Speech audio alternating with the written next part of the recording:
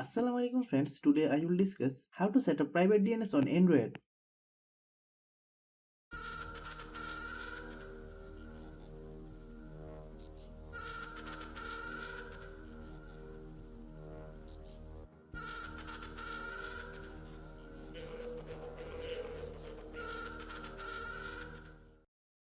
Open the settings,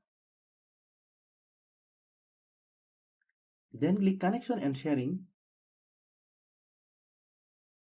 Select private DNS.